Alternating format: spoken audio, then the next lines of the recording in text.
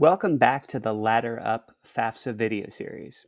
In this video, we'll take a look at setting up your FAFSA user account, starting with your Federal Student Aid ID, or FSA ID, which is a username and password used to sign into federal student aid websites. So on the FAFSA homepage, which you can get to by entering fafsa.ed.gov into your web browser, you'll see a Start Here button underneath the New to FAFSA process header. Click on that Start Here button and let the fun begin. The first thing that we're asked to do is select the button that best describes you. You can see that there's an option for a parent to fill out a FAFSA form for a student or a preparer, usually someone who's hired to help a student fill out the form. For the sake of this video walkthrough, I'm going to select that I am a student who wants to access the FAFSA form. Now you'll see that in order to continue, we'll have to set up an FSA ID. So I'll go ahead and click on the link to create an FSA ID. The system will let me know that I'm leaving the FAFSA form to go to the FSA Setup page, and I'll click the blue Exit FAFSA Form button right here. Here we are at the Create an FSA ID account page, and you'll see from the information on the screen that your FSA ID account can help with a number of different things. So let's go ahead and get started by clicking on the appropriately named Get Started button down below. There are 7 steps to creating an FSA ID account, and we'll walk through each one of these steps together.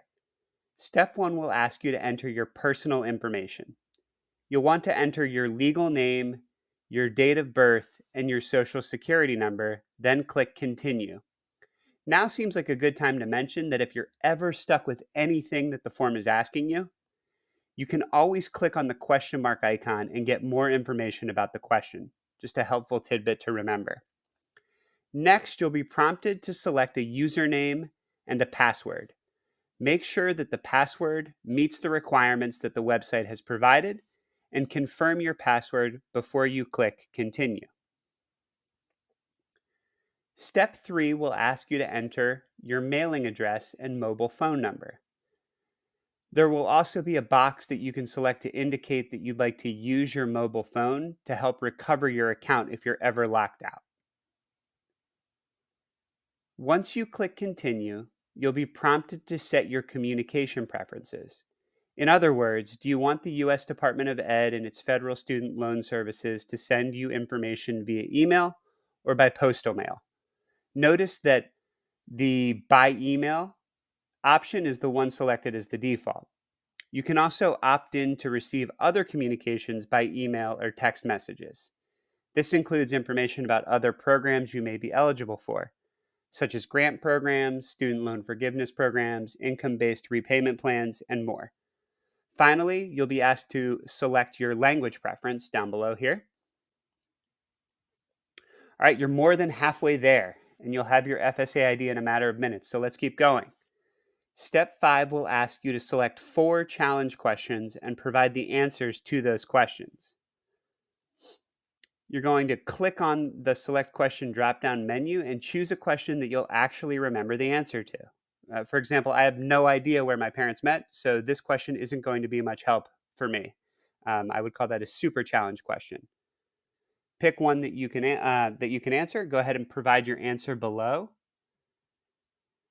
Now we're on to step 6, which will ask you to verify the information that you entered in the previous steps, and will ask you to edit any information that's incorrect. If all of your information looks correct, go ahead and click Continue. The final step is the account recovery verification step. When you click on the Verify My Email address box, you'll be asked to verify your email address and will receive a secure code in your email. Go into your email, copy that secure code, and paste it into the box in the space provided. Then you're going to go ahead and click Continue. You'll now see that there's a verified icon in green, and you can click the Finish button to complete the FSA ID process. The next screen will show that your account's been set up, and voila, You've created everything successfully. You can now go ahead and return to the FAFSA form. Congratulations, you've now officially set up your federal student aid ID and are ready to join me in tackling the FAFSA. Be sure and follow along as we go through the next steps in setting up your FAFSA account in our next video.